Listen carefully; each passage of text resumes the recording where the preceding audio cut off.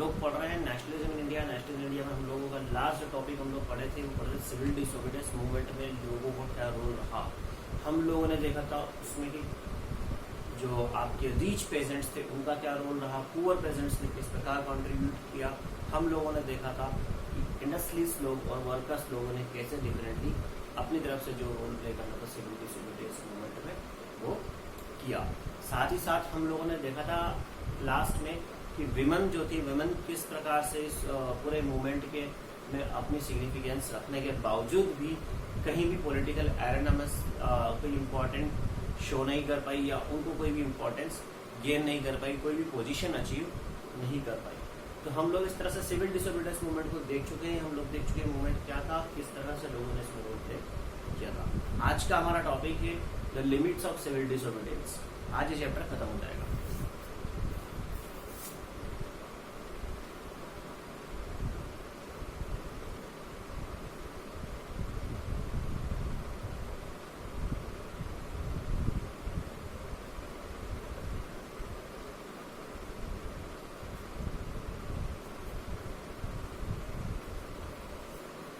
Limits of civil disobedience movement. Limit की बात करते हैं। सबसे पहले एक टर्म आती है, एक नंबर का क्वेश्चन एनटीएससी का आता है, who were untouchables. Who were untouchables, ठीक है। तो untouchables were the low caste people. Untouchables were the low caste people who were discriminated, who were never allowed to touch and who were never touched by the high class Hindus, ठीक है। तो ये हिंदू थे, इनको लो class माना जाता था, इनको कोई टच नहीं करता था। हाई क्लास जितने भी अपर कास्ट हिंदूज थे वो लोग इनको टच भी नहीं करते थे, इनके हाथ का पानी नहीं पीते थे, ठीक है, इनके घरों में नहीं जाते थे। इन लोगों से काम अपने घर में जरूर करवा लेते थे, है ना, वहां उनको कोई तकलीफ नहीं थी, ठीक है। तो ये अनटचेबल्स हुआ करते हैं। अनटचेबल्स अपने आप को दलित कहलाते थे।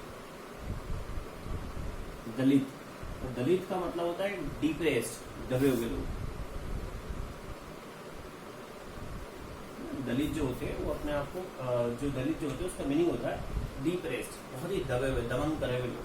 तो अनटचेबल्स, तो हम लोग शुरू कर रहे हैं अनटचेबल्स। हम लोग समझते हैं कि क्या था। तो अनटचेबल जो थे, जैसे मैंने आपको बताया है कि ये पीपल है ना, सबसे ज्यादा डिस्क्रिमिनेटेड पीपल, सबसे ज्यादा डिस्क्रिमिनेटेड कम्युनिटी हमारे देश की रही है। तो ऑब्वियसली बात है, जब कांग्रेस थी, तो कांग्रेस जब आई और कांग्रेस जब अपनी तरफ से फ्रीडम मूवमेंट को लीड कर रही थी, तो कांग्रेस ने इन लोगों को ज्यादा इंपॉर्टेंस नहीं दी, है ना। कांग्रेस ने चाहा ही नहीं कि ये लोग कभी भी कांग्रेस के अंदर आए और अपना जो मूवमेंट में हमारे साथ खड़े हो, ठीक है। तो basically Congress were run by upper class Hindus, या हम बोल सकते हैं Sanatanis. Sanatanis never give any importance to untouchables। समझ आ रही बात। सबसे बड़ी बात तो ये हो गई हमारी कि सनातनी जो थे ये लोग ट्रबल कर रहे थे, ठीक है। ये लोग नहीं चाहते थे कि अनटचेबल्स कहीं भी कांग्रेस में आए, ठीक है। बेसिकली क्या होता है कि उनको टच करना, उनके साथ घूमना, एक ही फ्लैग को दोनों पकड़े खड़े हैं, तो this was not this bearable by the Sanatanis, ठीक है। तो ये बहुत लंबे समय तक चलता रहा कांग्रेस में। लेकिन जब गांधी जी ने कांग्रेस की कमान संभाली, जब गांधी जी कांग्रेस में आए, तो उन्होंने साफ साफ शब्दों में कह दिया कि इंडिया इज, सुनना ध्यान से, India is not going to achieve the freedom for 100 years more if this ill system of untouchability is not vanished. क्या कहा था कि अगर अनटचेबिलिटी नाम की बीमारी देश से नहीं जाती है तो देश जो है हमारा अगले 100 सालों तक, सैकड़ों सालों तक जो है आजाद होने वाला नहीं है। समझिएगा आप बात को। It was a very big step. और गांधी जी ने इस तरह से क्या किया, अल्टीमेटली अनटचेबल्स को कांग्रेस में रोल प्ले इंपॉर्टेंस देना शुरू करी। और उन्होंने क्या किया, he started doing all the works which untouchables used to do by his own hand. मैं आपको थोड़ा सा डिटेल में समझाता हूँ। होता क्या था साहब कि जैसे हम लोग, जैसे पहले टॉयलेट्स नहीं होते थे, तो जो भी लोग होते थे वो लोग ओपनली करते थे, या जहां पर भी वो लोग फ्राइश वगैरह होते थे जो भी था उनका, तो उनके जो रेसिडियल्स होते थे, है ना, शुद्ध हिंदी में बोले तो मल मूत्र जो होते थे, ये सारे उठा करके गाड़ियों में भर के या टोकरों में भर करके फेंके जाते थे कहीं दूर स्थान पे। तो वो सारा काम भी जो होता था ना अनटचेबल्स ही किया करते थे। तो गांधी जी ने कहा कि they are doing such a good work, है ना, विच वी शुड डू। हम हमारे बोल सकते हैं कि रेसिडुअल जो हमारे मल मूत्र जो हम किसी और से क्यों उठवाएं। तो ही started doing all this things. खुद ही स्वीपिंग करना, खुद ही क्लीनिंग करना, खुद ही करना शुरू उन्होंने कर दिया। और जब उन्होंने शुरू किया तो उनके आश्रम में दूसरे भी करने लगे। वहां पर कई लोग थे ऐसे जो हाई क्लास हिंदू सोसाइटी को बिलोंग करते थे, है ना, जो अपने आप को ब्राह्मण बोलते थे, क्षत्रिय बोलते थे, and they never wanted to do this things, है ना। बट गांधी जी ने कहा कि अगर आपको यहाँ रहना है तो आपको करना है, ठीक है। कई बार तो ऐसा भी गांधी जी ने कहा कि चलिए तेरे से नहीं हो रहा, चल मैं कर देता हूँ, है ना। तो people got felt shame in front of him and they started doing it, है ना। और धीरे धीरे ये था एक तरह का एडिक्शन, एक तरह की आदत लोगों की, हैबिट लोगों की गांधी जी ने डेवलप कराई। और इस तरह से अनटचेबल्स को इंपॉर्टेंस देना शुरू की। आधी बात समझ में, ठीक है। साथ ही गांधी जी ने उनको कहा था हरिजन्स।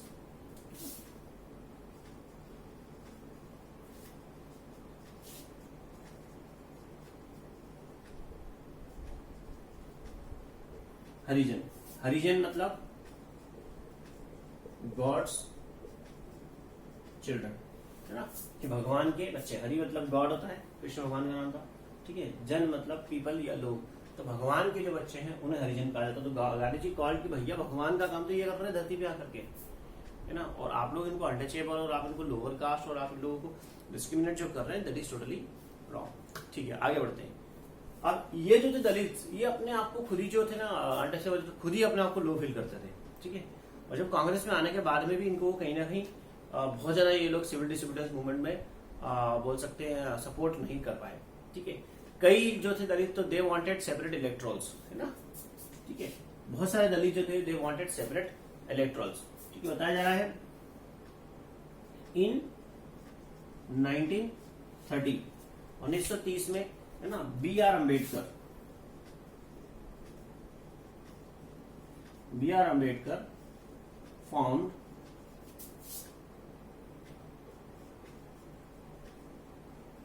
Depressed class association. खासकर महाराष्ट्र और नागपुर साइड जो था ना, तो इन लोगों का ग्रुप बहुत ही स्ट्रांग था, है ना, महाराष्ट्र और नागपुर साइड। और उधर से जो था सिविल डिसोबीडियंस मूवमेंट को बहुत कम सपोर्ट मिला, है ना, क्योंकि अधिकतर लोग जो थे they were along with B R Ambedkar. तो अम्बेडकर साहब जो थे, इनका मूवमेंट चल रहा था, इन्होंने अपनी ऑर्गेनाइजेशन बनाई जिसका नाम था डिप्रेस्ड क्लास एसोसिएशन। और अम्बेडकर साहब ने जो था उसमें सारे डिप्रेस्ड को, सारे दलित को इंक्लूड किया। और इन्होंने किस चीज की डिमांड की, है ना, ही डिमांडेड फॉर सेपरेट इलेक्ट्रॉल, है ना। सेपरेट इलेक्ट्रॉल का कॉन्सेप्ट समझ लीजिए, मैंने पहले भी आपको बताया था, है ना।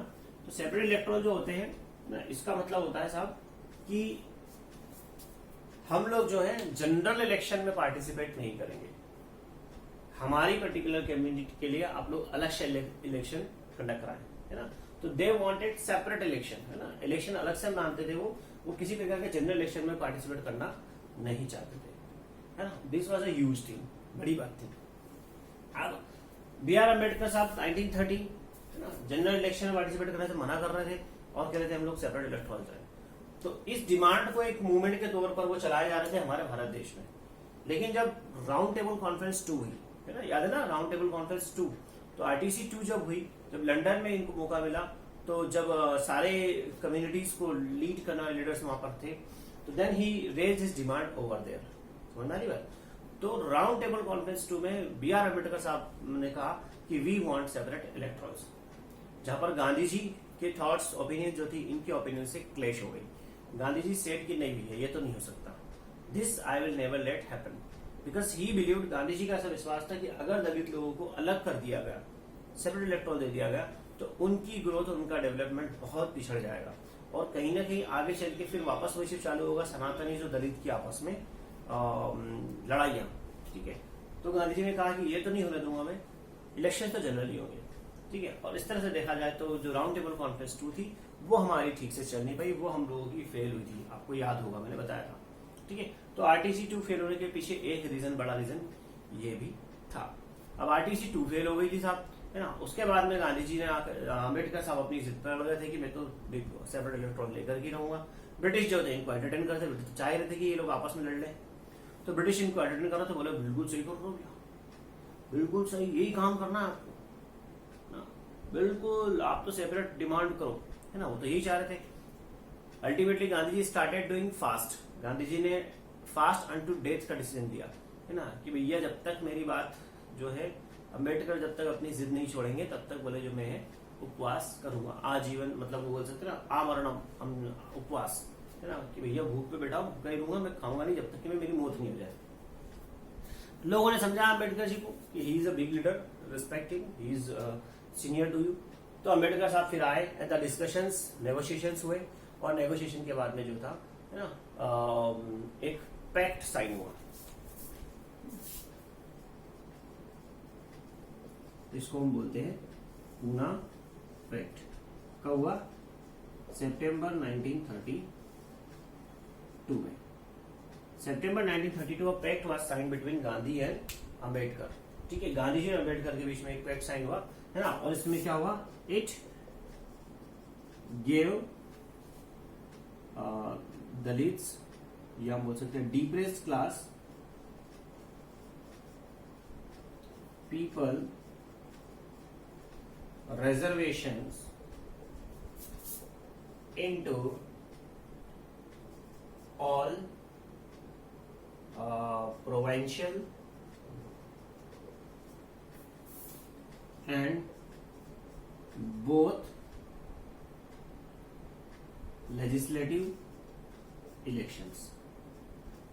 ठीक है, जो भी 8 प्रोविंसेस थे उन सारे प्रोविंसेस के इलेक्शंस में इन लोगों को रिजर्वेशन दिया गया। साथ ही साथ जो लेजिस्लेटिव थी हमारे यहाँ की 2 लेजिस्लेटिव बॉडी जो थी उसके भी इलेक्शंस में इनको रिजर्वेशन दिया गया। तो ये था पूना पैक्ट। क्वेश्चन आता है 1 नंबर का, है ना, 1 नंबर का क्वेश्चन आता है पूना पैक्ट कब हुआ था। तो Poona pact was signed in September 1932। अच्छा, सितंबर 1920 में क्या हुआ था? Lahore session of Congress. ठीक है, सितंबर 1932 में पूना पैक्ट साइन हुआ था। पूना पैक्ट किसके बीच में साइन हुआ था? BR अम्बेडकर और महात्मा गांधी के बीच में साइन हुआ था। क्या उसका रिजल्ट था? रिजल्ट ये था कि इसके बाद में जो थे अनटचेबल जो थे, डिप्रेस क्लास जो थे, उन लोगों को जो थे हमारे यहाँ के सभी प्रकार के इलेक्शंस में रिजर्वेशन दे दिए गए ना। रिजर्वेशन की बात को एक्सेप्ट किया गया कि जब भी गवर्नमेंट बनेगी, जब भी कॉन्स्टिट्यूशन बनेगा, जब भी इलेक्शन होगा, they will be given reservation. समझ में आई बात? और इस तरह से जो थे अनटचेबल जो थे उनको गांधी जी ने जो था इनकॉर्पोरेट किया अपने मूवमेंट में। लेकिन एक बात ध्यान रखना, बाद में भी कोई मामले सुधर नहीं गए। जो बात इतनी बड़ी थी वो थोड़ी छोटी हो गई, है ना।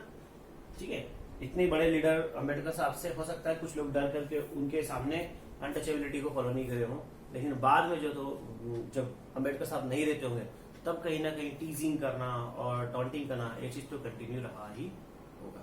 क्लियर है? पक्का? ठीक है, अब हमारा जो दूसरा ग्रुप आता है मुस्लिम्स इन इंडिया, उनके बारे में हम लोग बात करते हैं। तो दलित्स के बाद में Muslims were also not given any significance, any important in what you say Congress. ठीक है, कांग्रेस जो थी बताया जाता था शुरुआत से हिंदू महासभा के इन्फ्लुएंस में चलती थी। Congress was run under the influence of Hindu महासभा।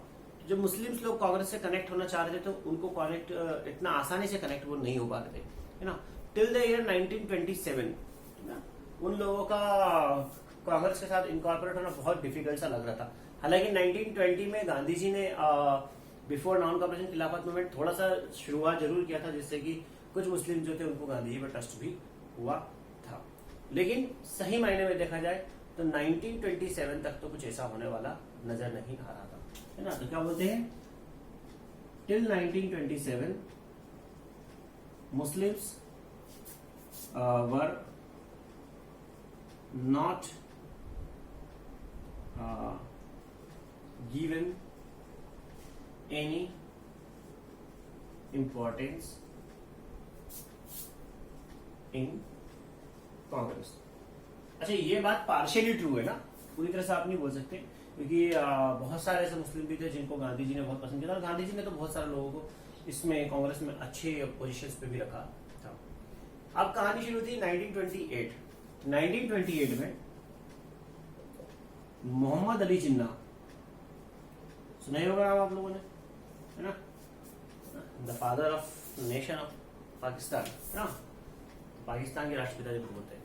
मोहम्मद अली जिन्ना, मोहम्मद अली जिन्ना साहब ने क्या किया, he came forward to negotiate with Congress. इन्होंने कांग्रेस के साथ नेगोशिएशन करने की बात कही और इन्होंने एक ऑफर दिया हमारी कांग्रेस को कि Muslims are ready to leave their demand of separate electrons. सुनना, Muslims are ready to leave their demands of separate electrons if they are given reservation in a Muslim majority areas. समझ में आ रही बात है ना। तो 1928 में मोहम्मद अली जिन्ना ने कहा कि भैया अगर हमको आप लोग मुसलमानों को मुस्लिम बहुल इलाकों में, जहां पर मुसलमान ज्यादा रहते हैं, उन इलाकों में, उन क्षेत्रों में रिजर्वेशन दे दे तो हम लोग जो है सेपरेट इलेक्टोरल की डिमांड छोड़ने को तैयार हैं। ठीक है, तो Mohammad Ali Jinnah offered to leave their demands of separate electoral if they are given reservations in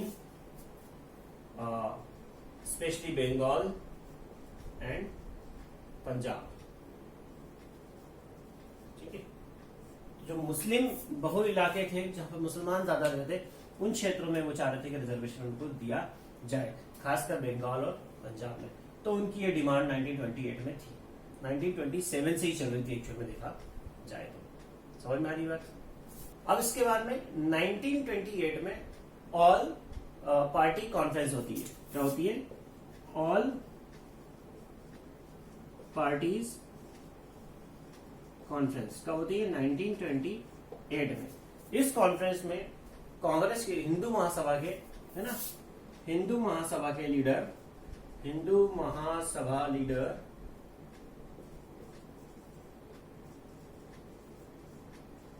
जिनका नाम था M.R. जयकर, है ना, opposed any compromise with Muslims। क्या हुआ साहब कि 1928 में हिंदू महासभा के लीडर थे M.R. जयकर साहब। जयकर साहब ने कह दिया कि भैया तुमको अगर रहना है तो हमारा नियम कायदे से रहो, जैसे रहना वैसे रहो, हम लोग किसी भी तरह के अब हम टुकड़े नहीं चाहते, हम रिजर्वेशन अब किसी को देना नहीं चाहते। और इस वजह से 1928 में इस बात की वजह से देख रहे हैं आप, दोनों बातें अलग अलग जा रही, जिन्ना साहब और आपके जयकर साहब, है ना, दोनों की जो थॉट प्रोसेस है बिल्कुल टोटली अपोजिट है। और इसी थॉट प्रोसेस की वजह से जो था, कहीं ना कहीं देखा जाए तो इन लोगों का, मुस्लिम लोगों का रोल जो था सिविल डिसोबीडियंस में कुछ ज्यादा खास नहीं रहा। वैसे देखा जाए तो आपने सुना भी खान अब्दुल गफ्फार खान जो थे ना, बहुत ही एक्टिवली पार्टिसिपेट किए थे, है ना, तो सारे ही मुस्लिम हम बोल सकते हैं कि अगेंस्ट नहीं थे, फिर भी एक बड़े लेवल पर जो थे they did not support the movement. क्या ठीक है, आगे बढ़ते हैं। अब इससे कनेक्टेड बात है, हालांकि आपकी कोर्स की नहीं, फिर बता दूं आपको कि 1930 आते आते पता है क्या होता कि ये जो थॉट थी इनकी, जिन्ना साहब की, ये पूरी वाइट थॉट हो चुकी थी। उनको एक समझ में आ गई थी बात की, भैया बोले अपने को तो सेपरेट इलेक्टोरल ही डिमांड करना है ना। वो ये ऑफर को छोड़ चुके थे, सेपरेट इलेक्टोरल पर आ गए थे और उन्होंने बोला सेपरेट इलेक्टोरल ही करना है तो why not a separate nation. और कहीं ना कहीं उनकी ये जो थॉट थी, यही थॉट जो थी 1947 में 14 अगस्त 1947 के रोज हमारे देश के दो टुकड़े करके गई। जो पाकिस्तान का जन्म हुआ वो इसी थॉट प्रोसेस के थ्रू हुआ। तो कोई एक दिन में नहीं होता है, कोई एक दिन का डिसीजन नहीं होता है ना। डिसीजन जो था यहाँ से शुरू होते हुए वहां तक पहुंचा था। क्लियर? चलिए आगे बढ़ते हैं और हम देखते हैं कि इसके बाद में आखिरी टॉपिक आपका, आखिरी हेडिंग आपकी बुक की, द सेंस ऑफ कलेक्टिवनेस या the sense of collective belonging. तो सेंस ऑफ कलेक्टिव बिलोंगिंग, तो सबसे पहले हम लोग देखते हैं कि भारत में जो लोग थे यूनाइट कैसे हुए, सेंस ऑफ कलेक्टिव बिलोंगिंग कैसे आया उनके अंदर।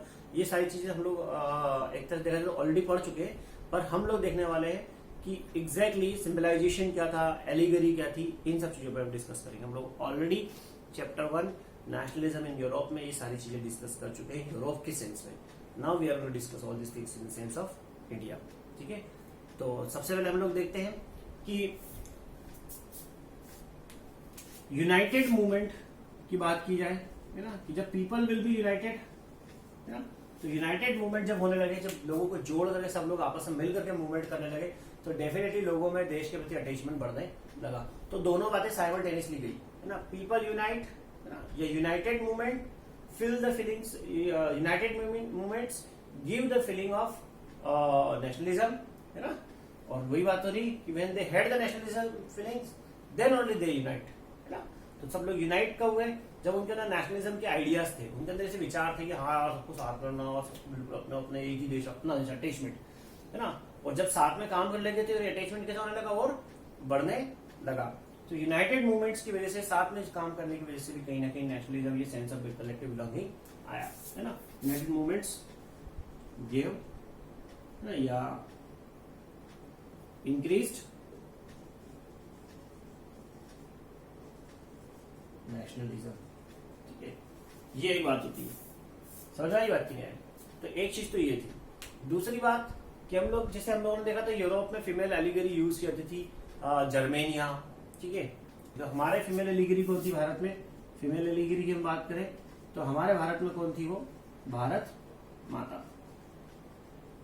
भारत माता. अब भारत माता की हम बात करें तो 20th सेंचुरी के पहले ऐसा कुछ नहीं था, है ना. भारत माता, है ना, came into sense in the 1905. 20th century में इनकी हम लोग शुरुआत देखते हैं. 1905 में आपके अभिनंद्रनाथ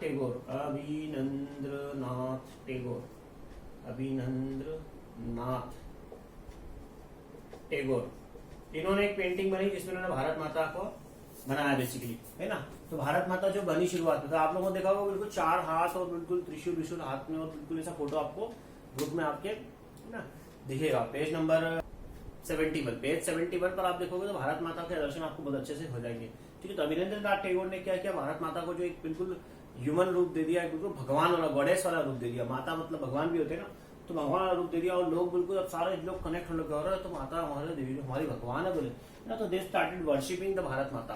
ठीक है, इससे लोगों को बहुत कनेक्ट करने में आसानी हो गई, लोगों को नेशनलिस्ट फीलिंग जगाने में बड़ी आसानी हो गई.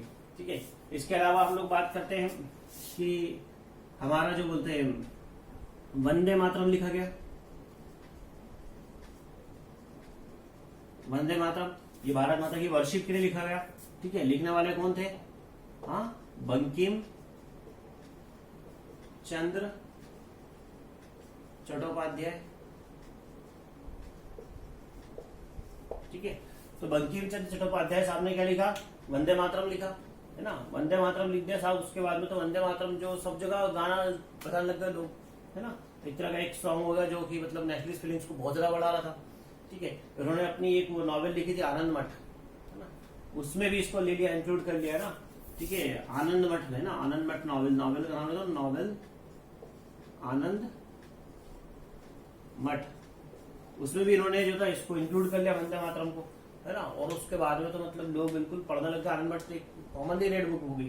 ठीक है, तो इस तरह से देखा जाए तो कहीं ना कहीं तो नेशनलिस्ट फीलिंग जो थी लोगों में राइज होती, लोगों में बढ़ाई जा रही थी. ठीक है, अब हम इसके बाद में बात करते हैं कि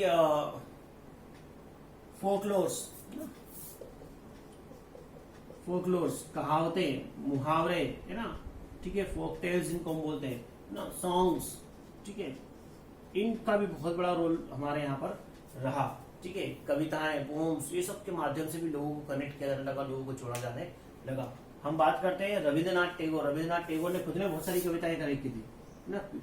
रविंद्रनाथ टैगोर, ठीक है, रविंद्रनाथ टैगोर जो थे उन्होंने खुद ने बहुत सारी कविताएं, पोएम्स इकट्ठी की थी, और उन पोएम्स की सहायता से, पोएट्री की सहायता से लोगों को कनेक्ट करने का काम किया था. ठीक है, तो ऐसे देखा जाए तो फोकलोर्स और इसकी सहायता से जो थे लोग आपस में कनेक्ट किए जा रहे थे, नेशनलिज्म की फीलिंग्स लोगों में लाई जा रही थी.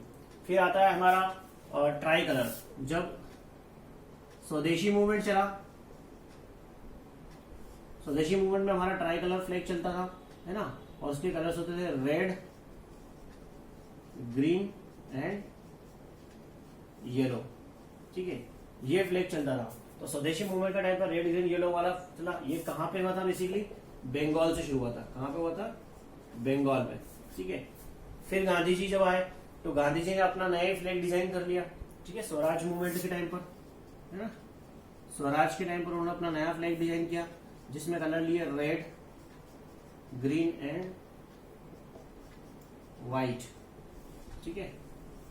प्लस गांधी जी ने इस पे डाला स्पिनिंग व्हील,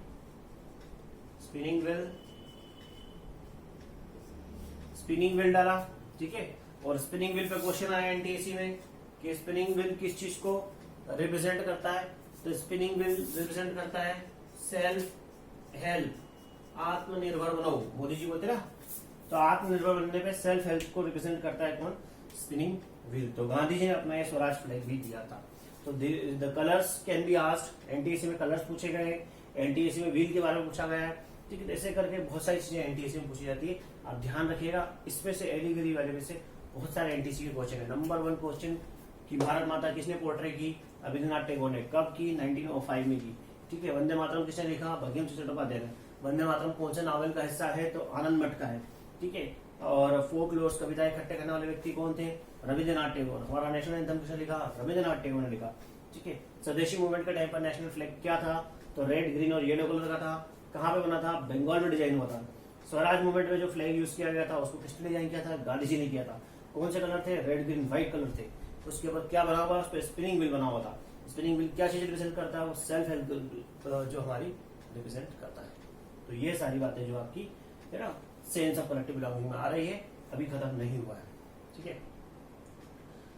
जब एक झंडा हो गया ना, सब लोगों को एक पहचान, एक आइडेंटिटी दिखने लगी। समझ आ रही बात? नहीं तो अलग अलग फ्लैग्स थे, अलग अलग आइडेंटिटीज थी।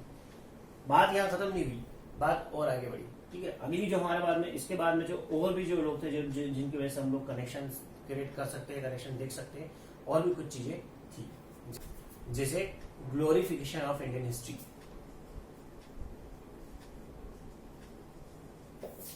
ग्लोरिफिकेशन ऑफ इंडियन हिस्ट्री, कि हमारा जो इतिहास था, हमारी जो हिस्ट्री थी, उसको ग्लोरीफाई करना, है ना। हम अक्सर अंग्रेज लोग जो थे हमको क्या समझते थे? पिछड़े हुए लोग, है ना। वो हमेशा बैकवर्ड मानते थे और हमको हमेशा जो होते थे बोलते थे अनसिविलाइज मान करके चलते थे। तो कहीं ना कहीं नेशनलिस्ट फीलिंग्स इस चीज से भी है कि लोगों को समझाया जाने लगा कि we had a very glorified past. हम लोग देख सकते हैं कि मैथमेटिक्स में, आर्ट्स में, अर्थमेटिक में, आपके साइंस में, मेडिसिन में, सभी फील्ड में हम लोग बहुत आगे रहे और हम लोगों ने वर्ल्ड को बहुत सारी चीजें दी है। तो because of all these things we are superior, we are not inferior, है ना। कि हमें जो इंफीरियर फील करवाया जा रहा है वो ऐसा नहीं है। हम लोग बहुत सुपीरियर रहे, हम लोग बहुत आगे रहे, और हमारा जो बोल सकते हैं डेवलपमेंट ग्रोथ जो रुका है, that has been stopped after britishers have come to India, है ना, आफ्टर अवर कॉलोनाइजेशन। क्या बात कही गई? कि we had a very superior past and this had been exploited by colonization। colonization जब हुआ है उससे हमारा पास्ट जो है, हमारी हिस्ट्री जो हमारे पूरा प्रेजेंट है, सब कुछ खत्म हो चुका है, खराब कर दिए गए हैं। तो ultimately we have to push the britishers to leave our country. अगर ये छोड़ के चले जाएंगे तो we will regain our glorified country, है ना। सोने की चिड़िया बोलते थे, उस तरह से बोल बोल के हम लोग जो देश को आगे हम लोगों को कनेक्ट करने का काम करते। Is this clear? समझ में आ रही? इतनी बात की नहीं आ रही? तो history also played a very good role, है ना। तो इस तरह से देखा जाए तो ये हमारा नेशनल इंडिया चैप्टर पूरा कंप्लीट हमारा होता है। समझ में आ रही बात? तो सिविल डिसोबीडियंस मूवमेंट और सेंस ऑफ कलेक्टिव बिलोंगिंगनेस भी हम लोग पढ़ चुके, कैसे लोगों के अंदर कलेक्टिव बिलोंगिंगनेस आई थी। चैप्टर पूरा समाप्त होता है। चैप्टर खत्म होने के बाद में हम लोग जो अगली बात करेंगे, आखिरी में कंक्लूजन देखते हैं कि आप लोगों ने अगर ध्यान दिया हो तो कहीं ना कहीं नेशनल मूवमेंट भी चला ना, इसमें भी कहीं ना कहीं जो था इक्वलिटी वाली बात तो नहीं चली। आपने देखा किसी मूवमेंट में अमीरों को ज्यादा इंपॉर्टेंस दी जा रही है, किसी मूवमेंट में एक पर्टिकुलर कम्युनिटी को ज्यादा इंपॉर्टेंस दी जा रही है, किसी पर्टिकुलर कास्ट को ज्यादा इंपॉर्टेंस दी जा रही है। इवन आप देखें तो जब फीमेल एलिगेरी बनी तो उसे भी हिंदू कम्युनिटी से जोड़ करके देखा गया है। जैसे भारत माता, बोले माता ही क्यों है ना, बाकी के रिलीजन वाले लोगों के बारे में क्यों नहीं सोचा गया, ठीक है। इस तरह से देखा जाए तो इंडिया इतनी बड़ी डाइवर्सिटी है कि हम we can not satisfy to each and every community in the country. तो कहीं ना कहीं वो सेटिस्फेक्शन लेवल तो सब में था नहीं, फिर भी किसी भी करके गांधी जी जैसे बड़े व्यक्ति ने सबको यूनाइट करने की कोशिश की and successfully he did that job, ठीक है, and ultimately we achieved our freedom. So this was nationalism in India. Hope you have understood. Any doubt, any query is there, you can ask me, you can write in the comment box, you can message me on the WhatsApp group. तो हम लोग अब जो है इस chapter को खत्म करते हैं. Thank you, have a nice day.